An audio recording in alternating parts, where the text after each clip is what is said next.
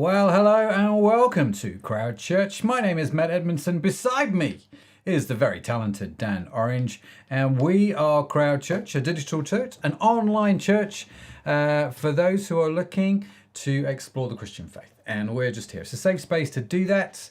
Whether you're a Christian, whether you're not, you're welcome here. And tonight, today, this evening, wherever you are in the world watching this, we are going to be talking about rest and Sabbath. And speaking of rest, Dan, I saw in the comments you had a crafty nap this afternoon. I did have a little afternoon Sunday rest, and it was very good. A little Sunday afternoon rest after the Sunday dinner. After quite a lot of meat at a Brazilian restaurant. So, Yes. But now I'm ready. Yeah, now you've come out of your food coma and you're joining the rest of the world.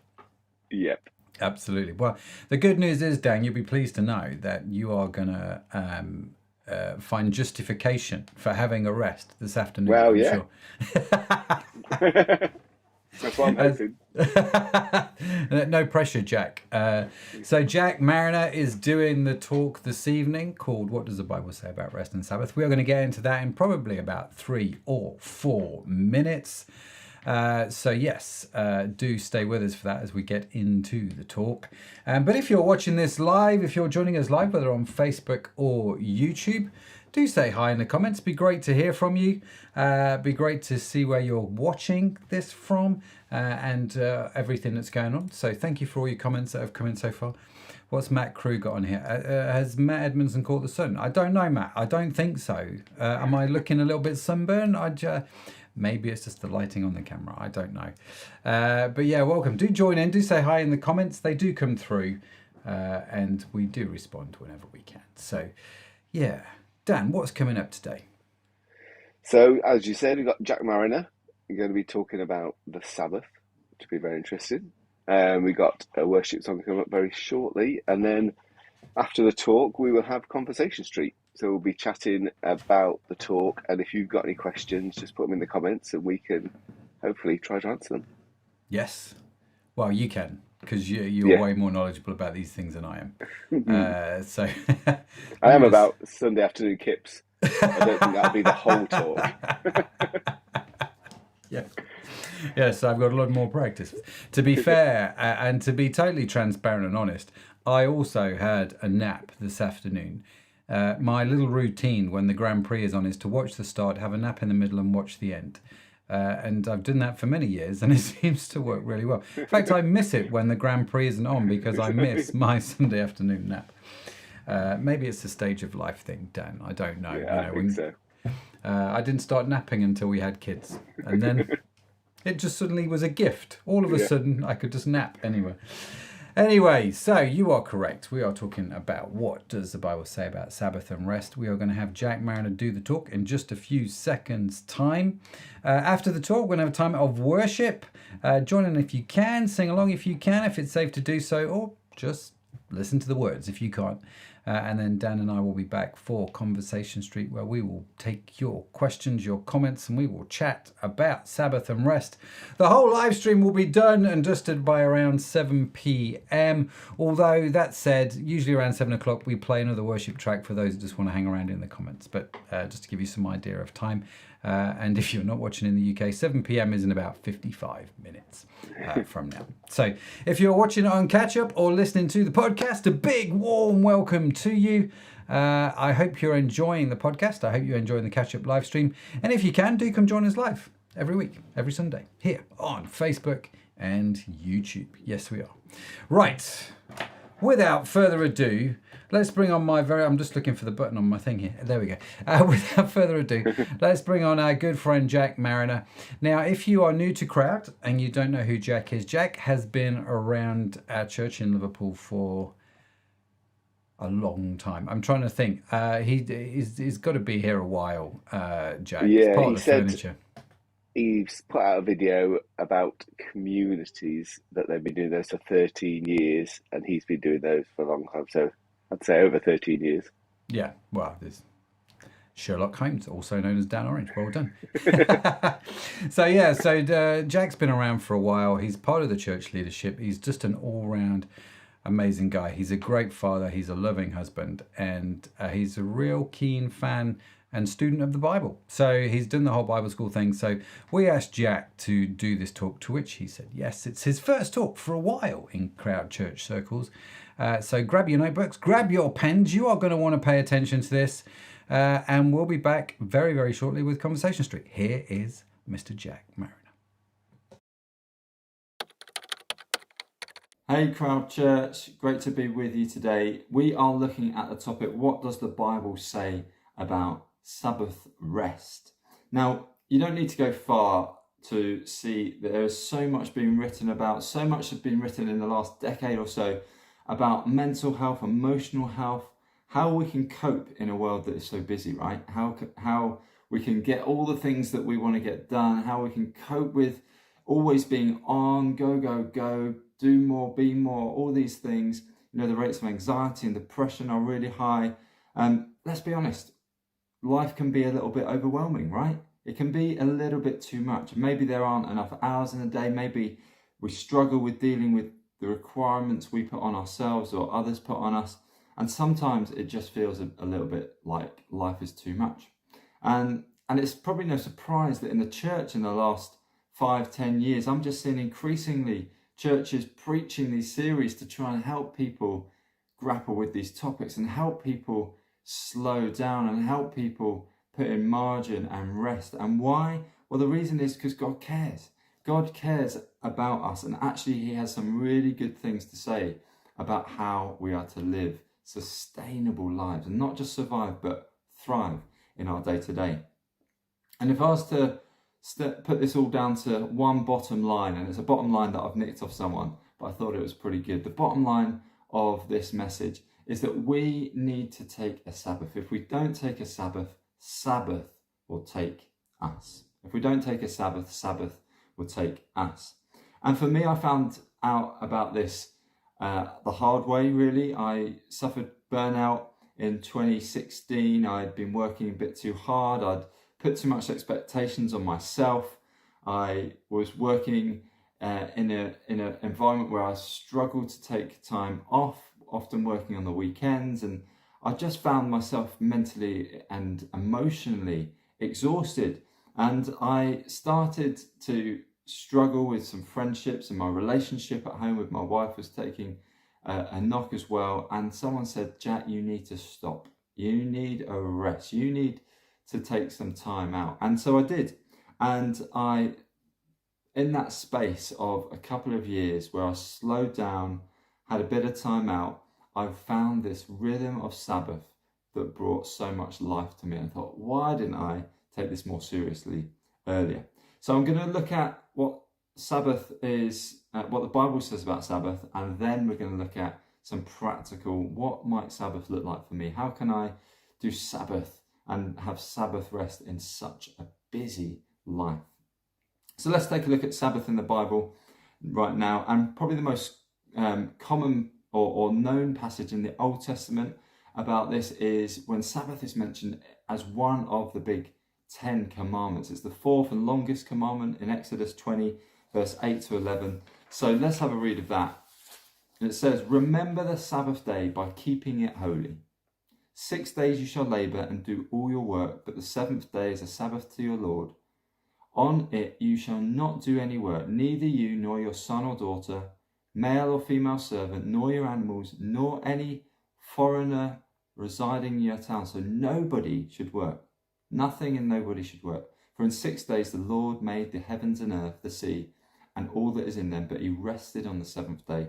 Therefore the Lord blessed the Sabbath day and made it holy. So here the Israelites, God's people, were to cease work, to stop work on the seventh day and have a solemn day of rest, a holy Sabbath to the Lord. And that word Sabbath probably comes from the Hebrew word Shabbat, which literally means to cease, to stop, to cease from doing what you're doing. And each week God's people were to stop from the toil, stop from doing what they've been doing for those 6 days, to come together and to rest. And why did they do that? Well, 3 reasons. Why? Firstly, they did it because it was an act of worship. It was an act of devotion, and it was an act of obedience. God said do it, so they did it. But they were also doing it because God said, be like I am, be holy for I am holy. And God in creation had that rest himself on that seventh day, and he calls them to imitate him. And so here in this passage, he tells them to remember the Sabbath, keeping it holy as he did. So it's an act of worship and obedience. Secondly, it brings restoration. It is so good for us. Remember the bottom line I shared earlier, that if we don't take a Sabbath, Sabbath will take us. Well, in Deuteronomy 5 and Exodus 23, God tells people to rest so that they could be restored. And the word there actually has a deeper meaning. It means to catch breath, to be restored right to the very soul. And those who own property should rest their slaves and animals on the Sabbath day, so they too could be restored. So it wasn't just for individuals, but it was for their whole households, their slaves, their animals as well. And in 2 Chronicles 36, we read that Israel, the people of God, they were taken into captivity in Babylon. And while they were there, it meant that their land could finally get a rest. And it says that the land of Israel was laying dormant and it finally had its rest. So Sabbath is about restoring creation and living in a sustainable way. You know, imagine, I love that idea that if we took this seriously, the idea that right from creation, God had put limits on everything, not just people, animals, but even the land. And we can push ourselves, we can push the animals, we can push the land too far. Imagine if we took that seriously. You know, all the conversations people have around the environment and around our resources being pushed too far. And maybe we've overworked the land, not just our bodies as well. I think it's really interesting, something I'd love to look into a little bit more. Well, the third reason to Sabbath is that it points people to the future hope of Jesus' return. You know, Sabbath, everything we've talked about so far, about stopping, about worshipping God, stopping and about being restored, stopping and living in a sustainable way, recognizing that the world, that us, the animals, that the land has limits. But all of that actually points to heaven, right? That actually Sabbath is about bringing justice. It's about bringing provision. It's about bringing wholeness. It's a picture of the day when Jesus returns and God will make all things new. So practicing Sabbath is for the present. It's remembering the past, but it's also looking to the future. And this is how we're going to live, where we don't need to work, we don't need to toil, we don't need to strive anymore. God will provide. God is our provider. Amen? So how can we see Sabbath in our day-to-day? Well, I'm going to look at that in a moment, but really I want to just push home that it's not just a day of doing nothing, but it connects us to God. It restores us and points towards his coming kingdom. So into the New Testament, that's exactly what Jesus also affirms. We've read about the Old Testament, but it's interesting how often Jesus either teaches or performs a miracle or preaches on the Sabbath day. And I've been reading Luke recently, and it's scattered throughout Luke's gospel. Luke chapter 13, we read Jesus healing a crippled woman, and then a group of Pharisees approach him and they try and catch him out. These Pharisees, the keepers of the law, they're like, you're working on the Sabbath. In Luke 13:14, they say there are 6 days for work, heal on those days, not the Sabbath. But of course, Jesus understood that God didn't just rest on that seventh day. It wasn't like he'd done all his work and then he just had to lie down. No, on the Sabbath, although it means to stop and to cease, what it says to stop and to cease from is the busyness of life. From building your empire, from toiling away, from selling and buying. It doesn't just mean to stop and do nothing. And that's what Jesus got. God is always loving. God is always restoring. God is always bringing life. And that's what Jesus came to do. And he's clearly upset that these religious leaders missed that Sabbath is at its essence about bringing life. Okay, it's not that we ought to do it, or we should do it, or we must do it. I don't think it makes us a better Christian, or it gets us saved if we Sabbath, but it's that we get to. It's a gift from God. So obeying Sabbath to the letter just results in strife. It just results in more work. Strife as opposed to rest, death as opposed to life. So let's get a bit practical.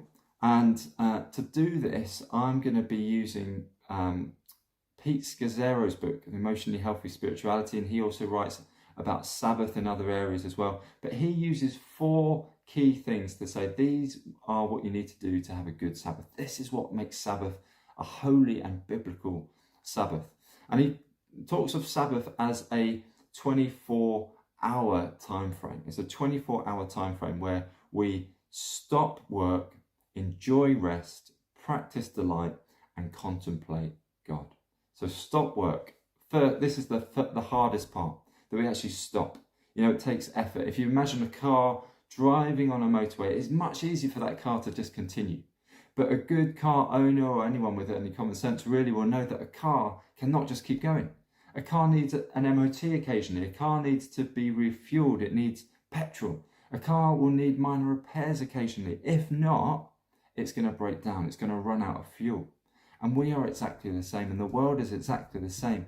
We need to take seriously that we have limits, and it takes a conscious effort to stop and to slow down and to think, do you know what? I'm going at too fast a pace. I'm going at too fast a pace. And I get so encouraged that Jesus had limits on earth. You know, he didn't heal everyone. He didn't stay in Capernaum when people said, stay, plant a church here.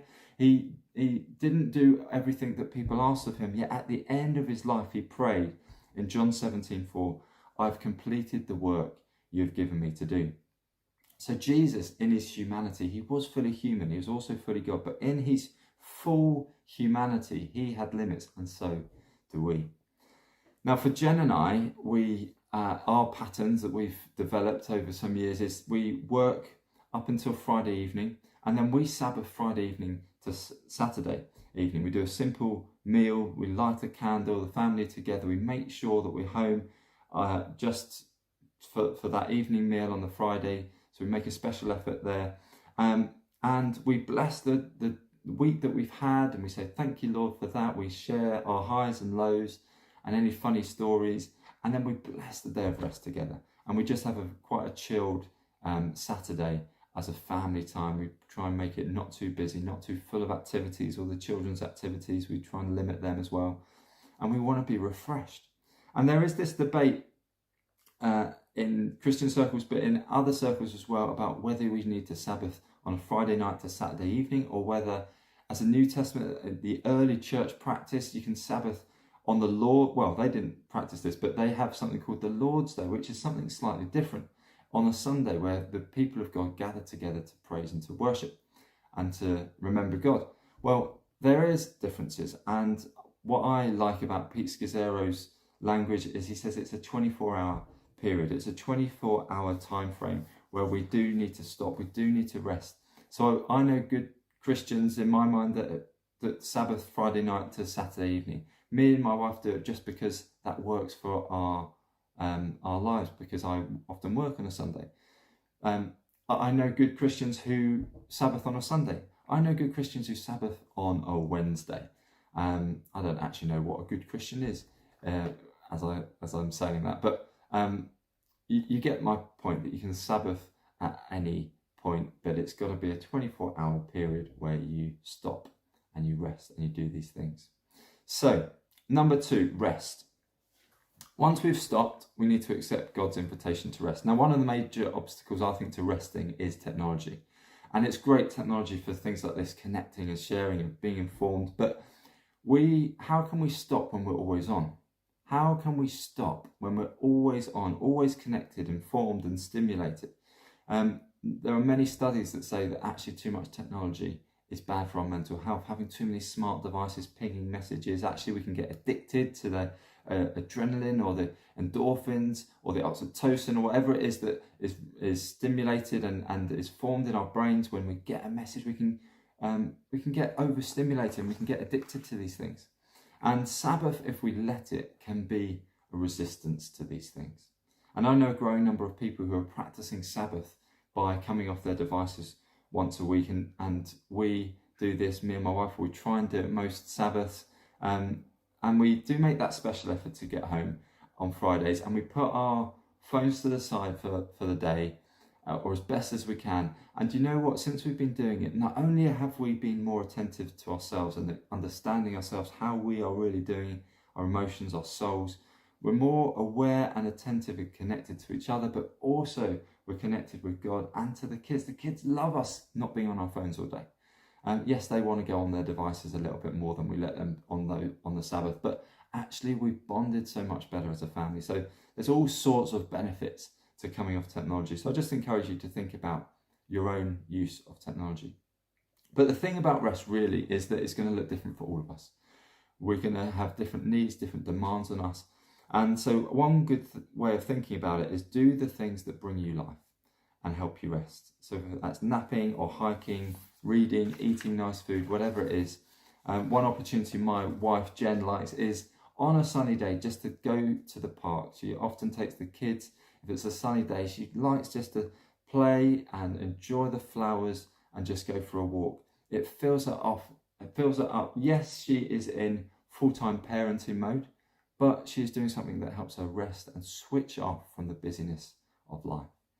So what does it look like for you to rest in your circumstances? And I'd encourage you to think weekly and also longer term, because there are some things you can do annually or maybe once a term that you can't do weekly, like a camping trip or a fishing trip or whatever it might be.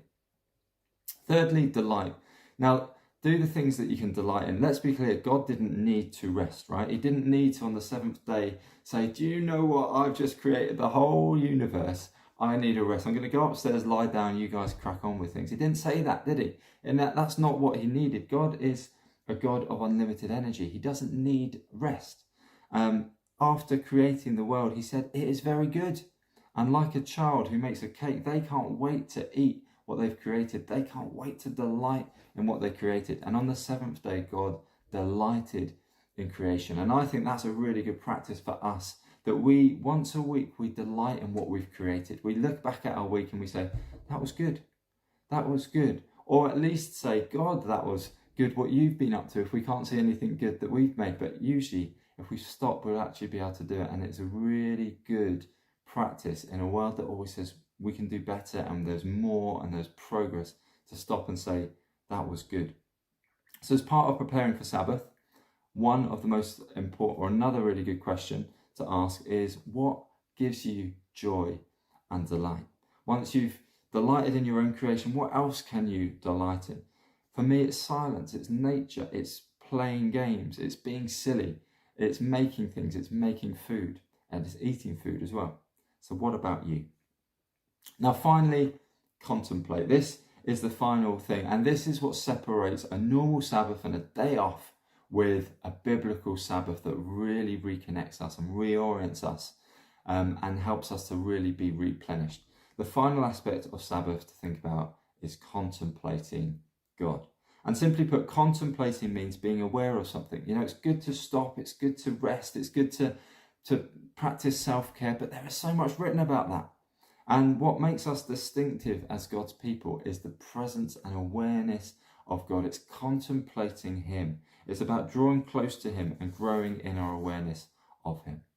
So let's face it, there is so much bad news out there. There is so much to get us down and drain us all the time. And practicing remembering God and contemplating his goodness is really good for us. In Deuteronomy 5, it tells the people of God, remember the Sabbath, observe the Sabbath, remembering what God has done, remembering how God has led them out into the wilderness, how he's provided for them, how he'd saved them, how he'd been good to them. And that is a good practice for us at some time and throughout our Sabbath, to just observe and contemplate God. As we do this regularly, we'll be reminded of his promises, we'll be reminded of his goodness. And I think it's really helpful for us to fill ourselves with good news and the good news of the gospel and of God in a world of so much negative news as well. And just wrapping up, Matthew 11:28, Jesus says these brilliant words. This is the Message translation. So why don't you just close your eyes and listen to these. He says, are you tired? Are you worn out? Burned out on religion? List of to-dos, oughts and shoulds. Come to me, get away with me, and you'll recover your life. I'll show you how to take a real rest. Walk with me, work with me, watch how I do it. Now, doesn't that sound good?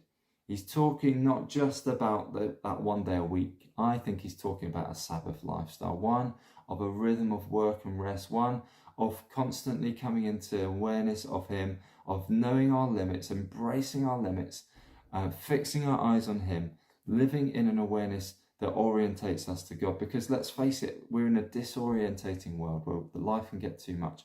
God is our North Star. He wants us to be oriented to him so that he can show us the way forward. And the truth about Sabbath is that it is countercultural in the world that is always saying do more and be more, stretch yourself a little bit more. Well, actually, maybe God is calling us to slow down and go at a more sustainable pace. And actually, maybe we will achieve more. Maybe we'll achieve less, but that's okay.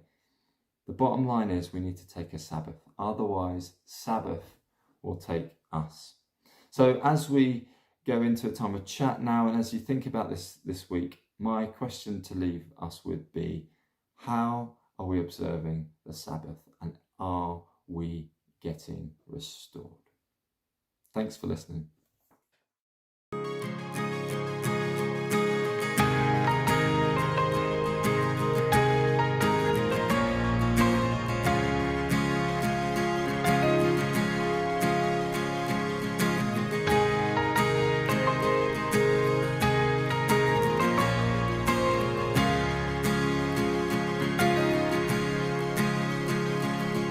He's coming on the clouds, kings and kingdoms will bow down.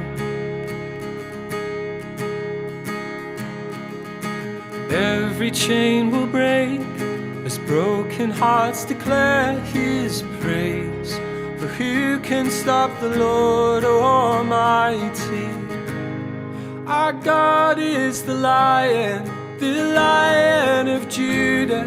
He's roaring with power and fighting our battles. Every knee will bow before him. Our God is the Lamb that was slain for the sin of the world. His blood breaks the chains, and every knee will bow before the Lion and the Lamb. And every knee will bow before him.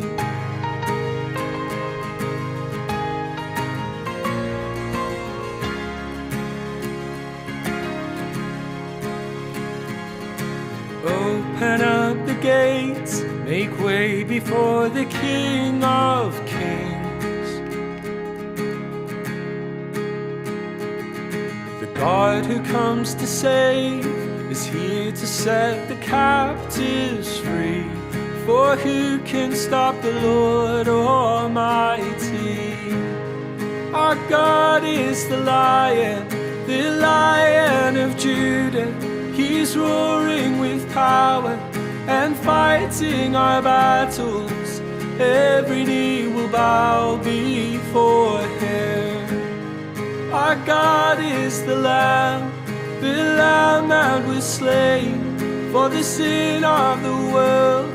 His blood breaks the chains, and every knee will bow before the Lion and the Lamb.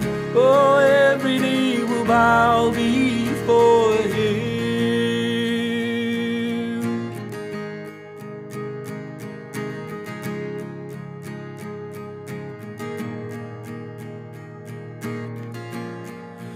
Who can stop the Lord Almighty? Who can stop the Lord Almighty? Who can stop the Lord Almighty? Who can stop the Lord Almighty? Who can stop the Lord Almighty? Who can stop the Lord Almighty? Who can stop the Lord Almighty? Who can stop the Lord? Our God is the Lion of Judah. He's roaring with power and fighting our battles. Every knee will bow before him. Our God is the Lamb that was slain for the sin of the world. His blood breaks the chains, and every knee will bow before the Lion and the Lamb. Oh, every knee will bow before him.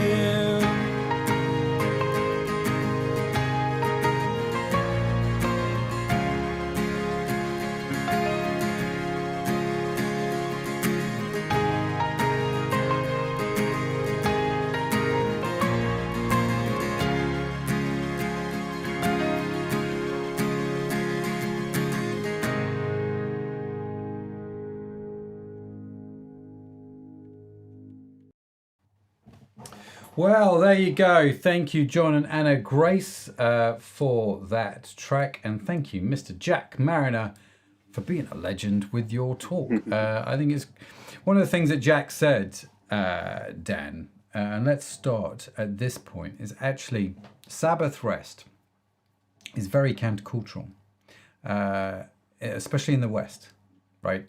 It is super, super countercultural. In other words, it's not something that we easily do as a society, I don't think. It's not something easily we do in the church, in fact.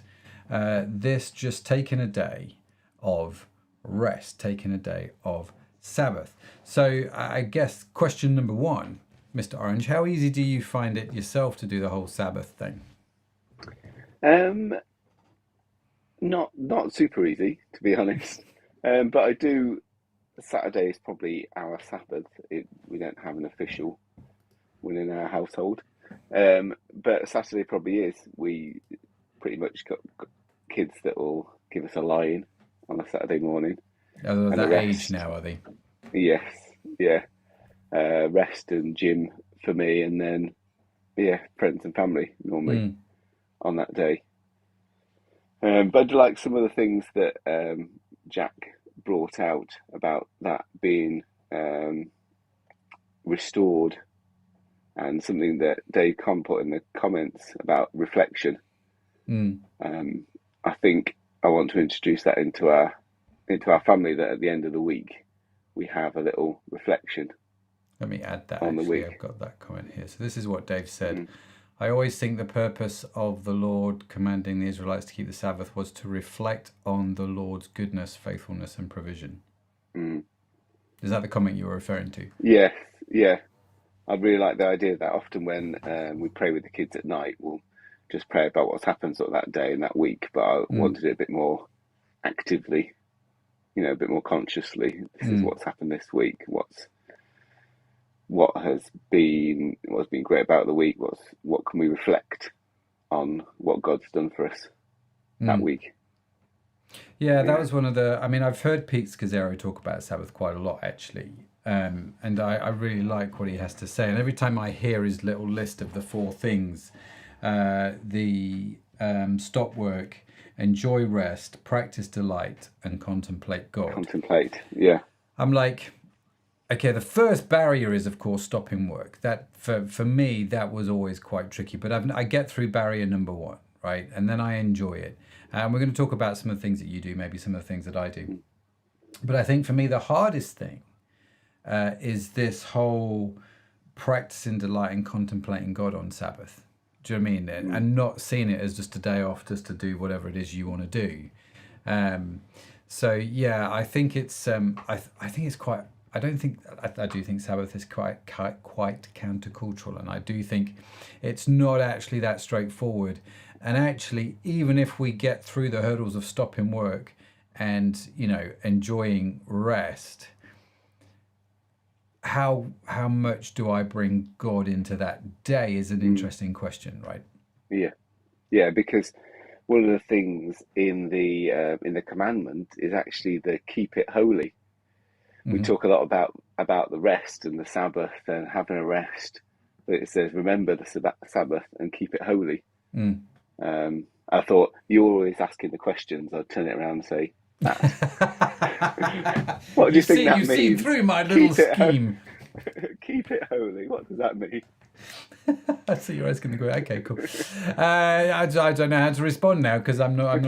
No. For me, holiness just means separate, right? So when you are holy, you are separated from something to something, right? So a great example of this is when you're married, right? You are separated from, I was separated from all the other ladies of the world and separated unto my wife, right? So I became holy unto Sharon. I became separate for her.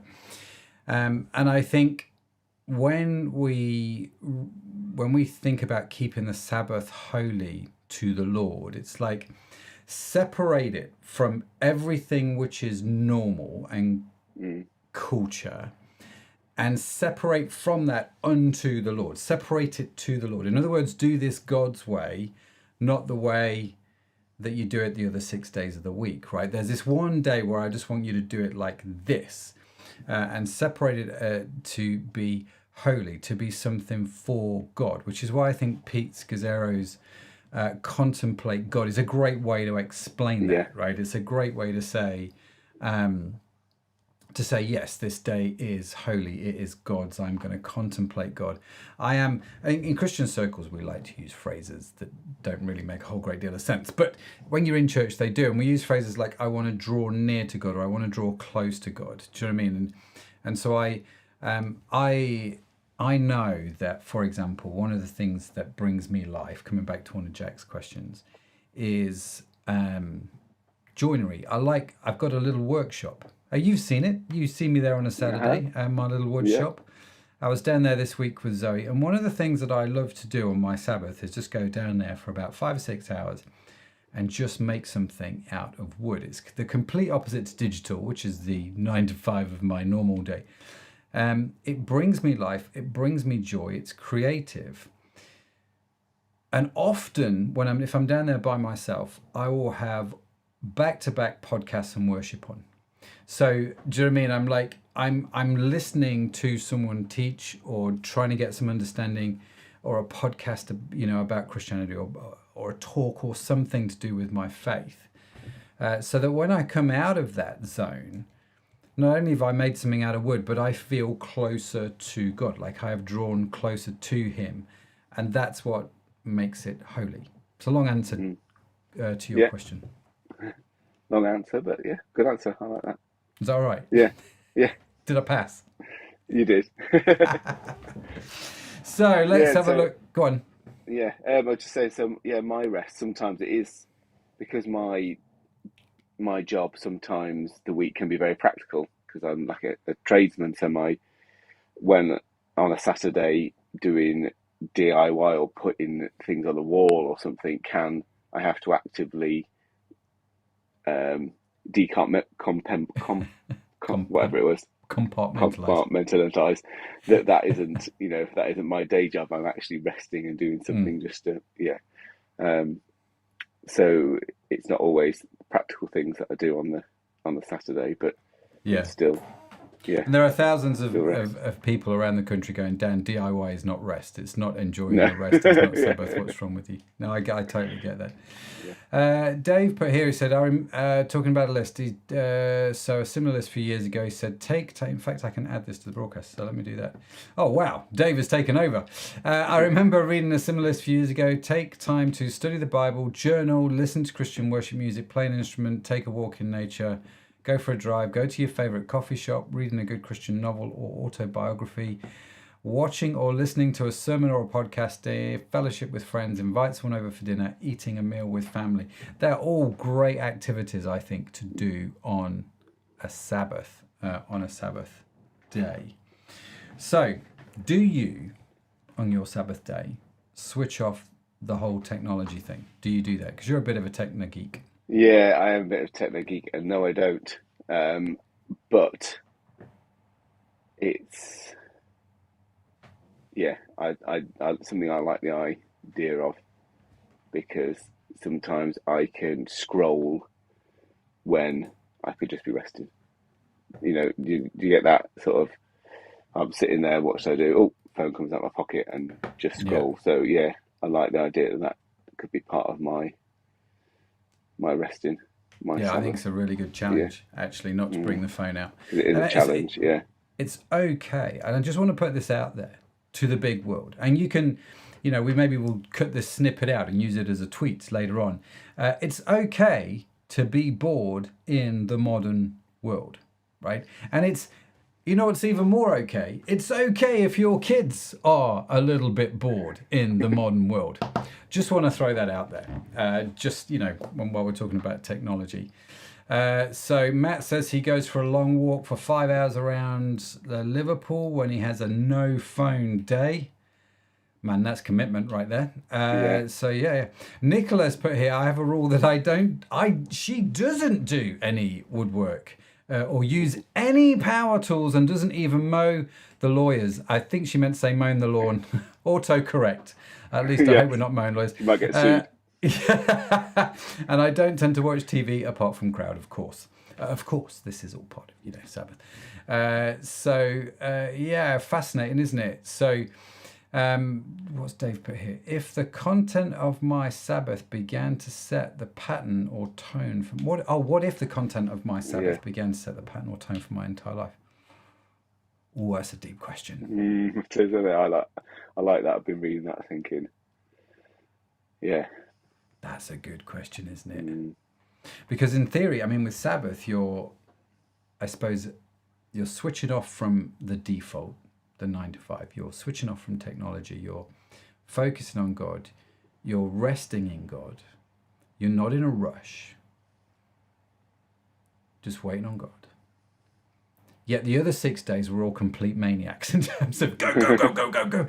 And so I like that question. What if this actually set the tone for my entire life? Yeah. I like that. The talk at Frontline this morning was, in fact, it was Jack's wife. Yeah, Jenny. Talking. She was fab. She was great. And something she talked about is just the time, beginning of the day. And it's a little bit like a mini Sabbath, just having that start of the day, that's the day that's the time that you reflect, that you contemplate, to bring that Sabbath, like that's a bit like Dave saying, to set the tone for that day. Yeah. I have to admit, for me, right, and I appreciate that I am now at a very different phase of my life compared to a bunch of other people, right? So my kids, they kind of take care of themselves. I don't have to prepare breakfast for them, much to my daughter's dismay, right? My 2 boys, university age. Zoe is just about to do her final years. So my phase of life is very different. And one of the things that I've started to do recently is I get up, and the first thing that I do, the first half an hour of the day, is I journal. Usually, for me, journaling is a form of prayer. I kind of pray on paper, if that makes sense. It works really well for me, and I journal, and I pray, and I study the Bible, right? And that's what I do. And then for the next 2 hours after that, I try and do something that is creative. So I shut down all the tech apart from the one single app that I need, which is a writing app. And I will write something, create something, either for Crowd or for work.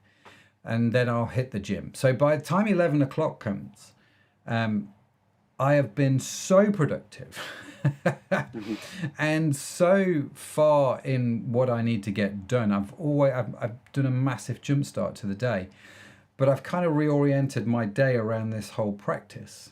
Do you know what I mean? Switching all the tech off, switching everything off, just getting into a place where it's just, do you know what I mean? Everything's just quiet and still, and it's amazing how much I get done during that time.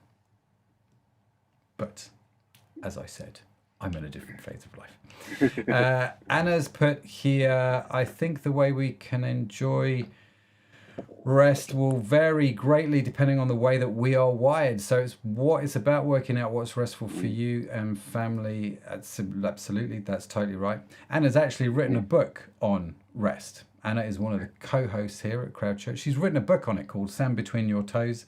And so do check that out. And so, what she says here, we tend to go out for the day as a family. Yeah, because doing nothing at home with a 7-year-old isn't really rest. Amen. We all know what you mean. I might be at a different phase of life, but man, do I remember those days. Just getting out for the day with the kids was more restful than staying in, that's for sure. So, Yeah. What else do you do, man? What are some of the things that you found that bring you life? I think for me, it's a time when it's a time actually on a Saturday, probably Saturday morning, when I can chat to Lisa because life isn't going And just to be clear, crazy. Lisa We're is not. your wife, for those Yes, that don't know. yes, yeah. It's not like the dog or someone next door or anything. You heard it here first, Yeah, ladies and gentlemen. um, yeah. It's a time that we can catch up and chat and rest and talk about stuff. Yeah, so that was because like you said, the week can be a bit more, it has to be a bit focused. I'm often out and on site at 8 or 8 o'clock, so 8:30, so there's not much time in the morning to do that, and kids getting ready for school. So yeah, part of my rest is chatting and just finding out where we're both at. Yeah, absolutely. Well, this comes again to this whole practice and delight thing. I like that as an idea, that phrase, practice delight. Talk about the week. Talk about things that's gone well.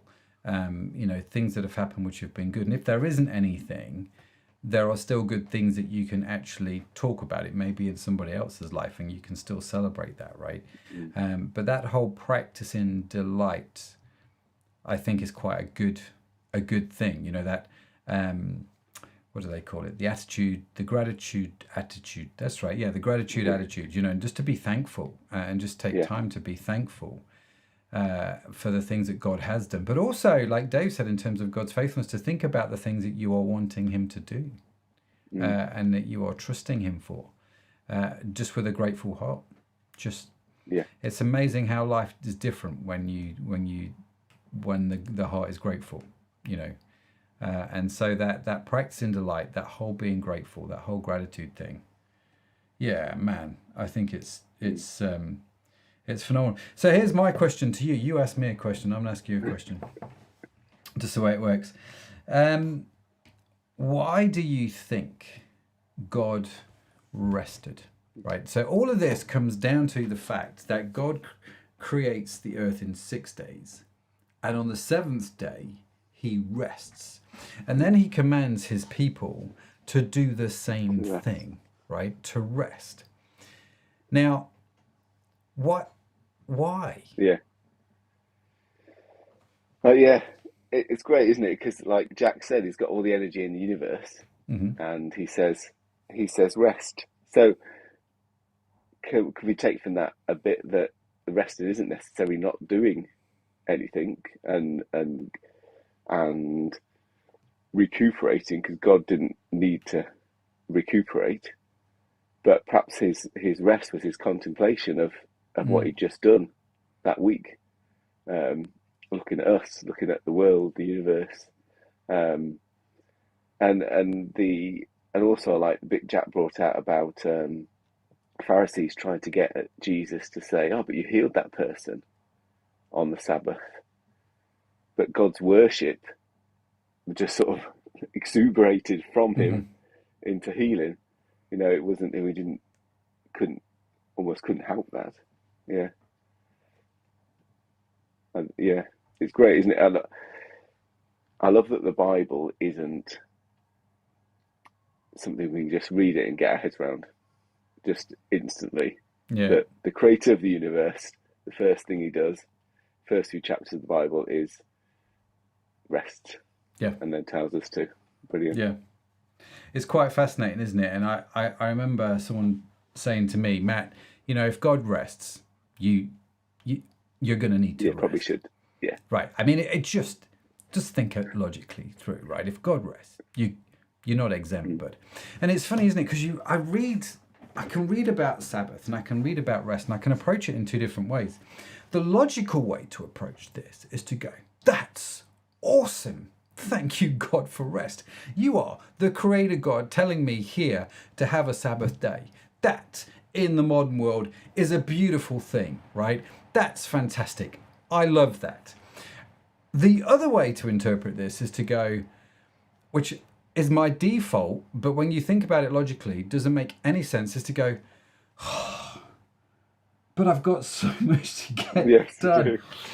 What do you mean rest? And it's almost like something that is a blessing, something that is good, and something that is God's created order becomes a problem for me because I've got to go, well, hang on a minute. I've got stuff to do. I want to get on with stuff. And so, yeah, I think there's these two approaches, isn't there? And like I say, the logical approach is just go, thank you, God. This is an amazing thing. So what's Dave put here? I read that in Genesis 2, God sets up a pattern of rest. After the 6 days of creation, God rested on the seventh day. He enjoyed the fruit of his work. When he created mankind, he also settled them in the garden that he created so that they could dwell with him and know him personally. That's awesome, isn't it? That's awesome. So what do you think to church on a Sunday? So is church part of your Sabbath?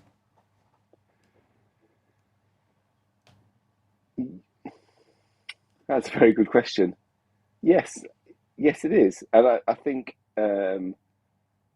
before I heard about this other type of Sabbath that we talk about, the rest and the family time, that was almost my default. Well, Sunday is a Sabbath because that's the time I spend worshipping God as a family, as a church together.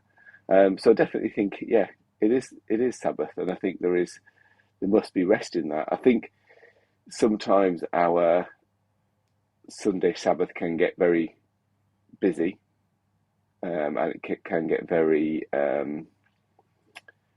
energy zapping. Not perhaps in the God part, but in the just the family and having friends around. And if you got to drive to church or take a bit of time out to get there and do things.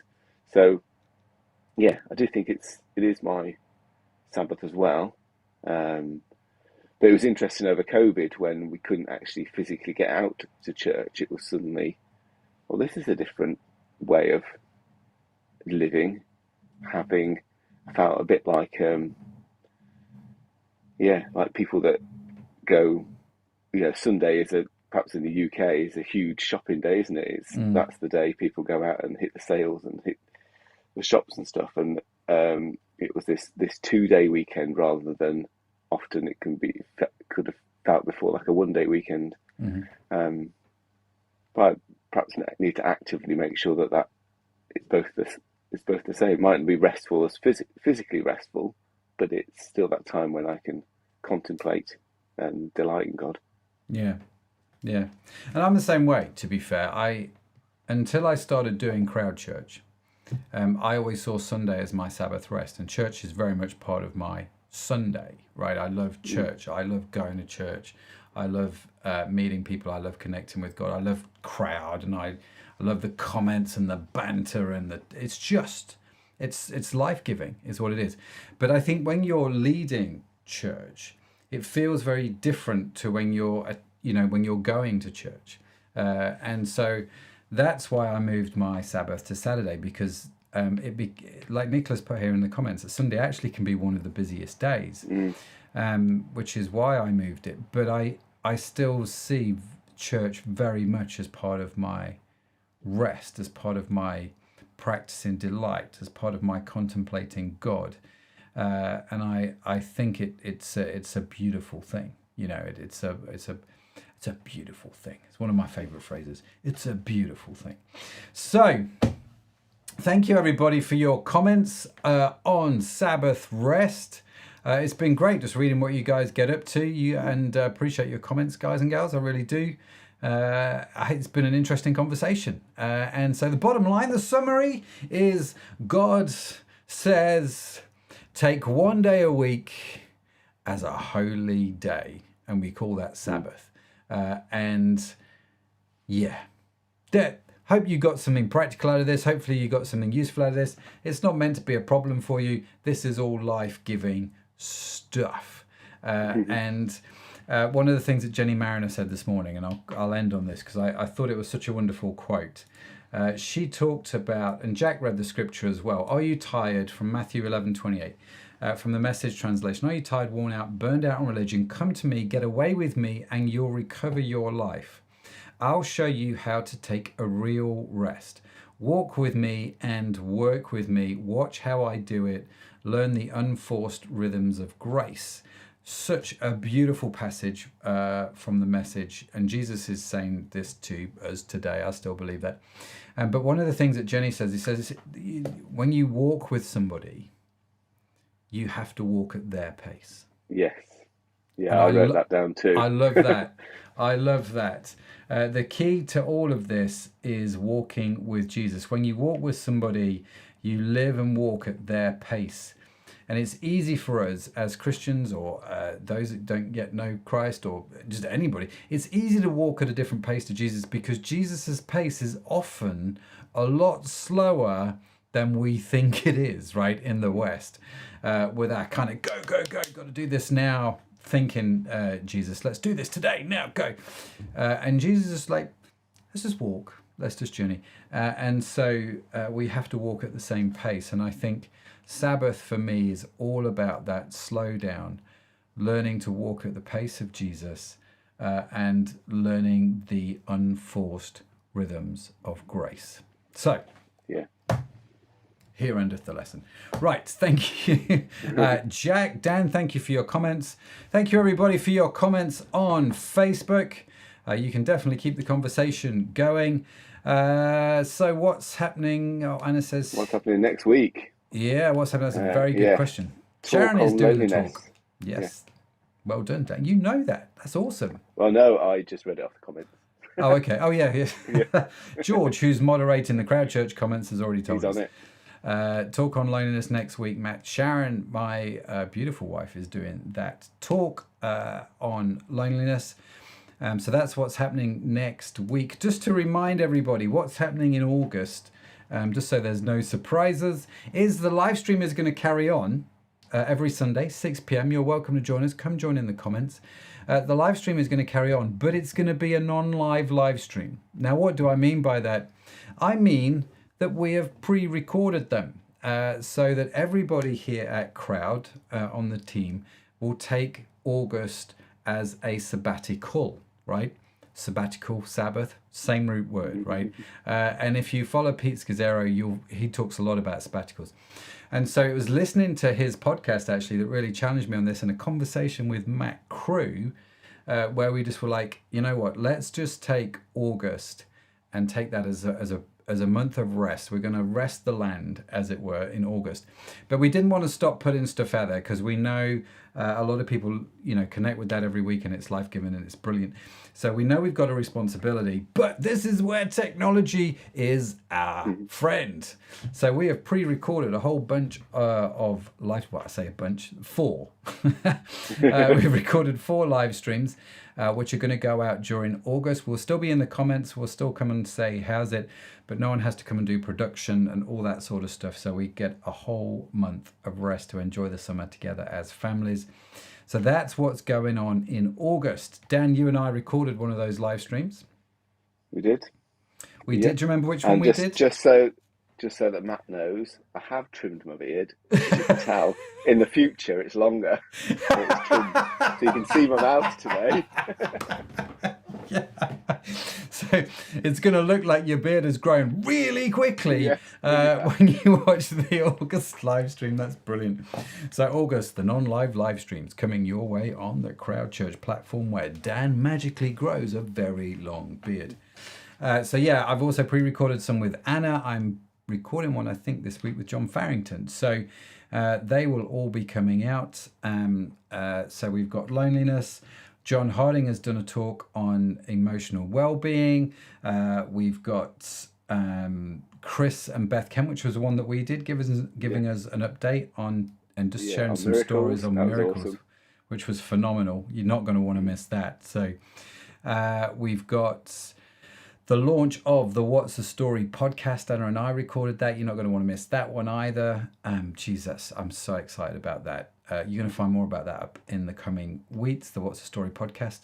And then we're going to do a talk on how do I know God? One of the most popular questions I get emailed. Can I know God, and how do I do it? So we're going to answer that question in August. So do stay connected with us. We will carry on the What Does the Bible Say About series back in September. And in fact, Dan, the first talk is from your beautiful wife Yes. in September. What does the Bible say about mental health? Yes. So we are covering a whole bunch of stuff. We've got rest, we've got loneliness, we've got emotional strength, which John did, and then we've got what does the Bible say about mental health with Lisa. It was totally unplanned. It just kind of worked out that way.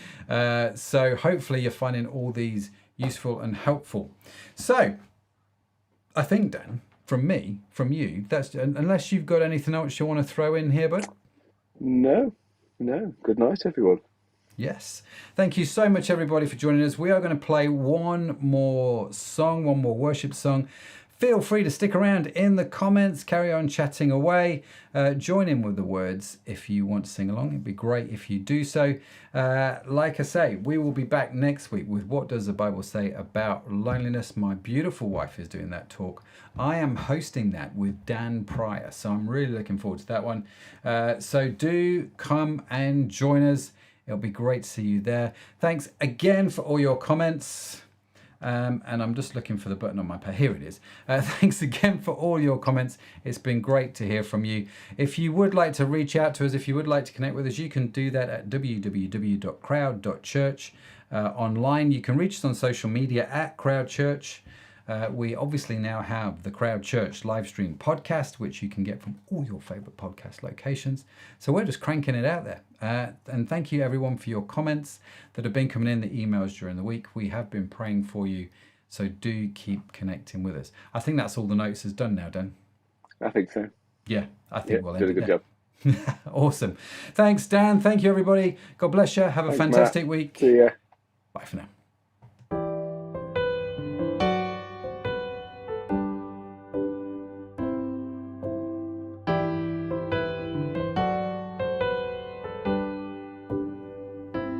When you speak, it is a lamp unto my feet,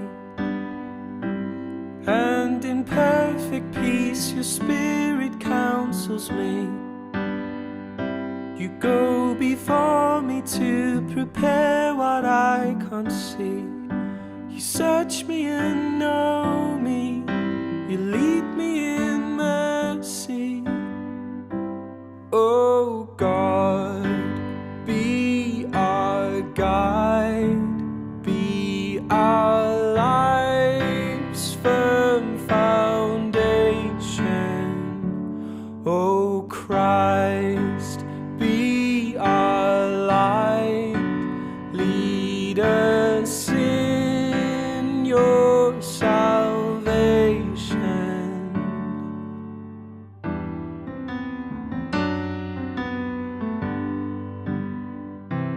When you speak, it is a lamp unto my feet,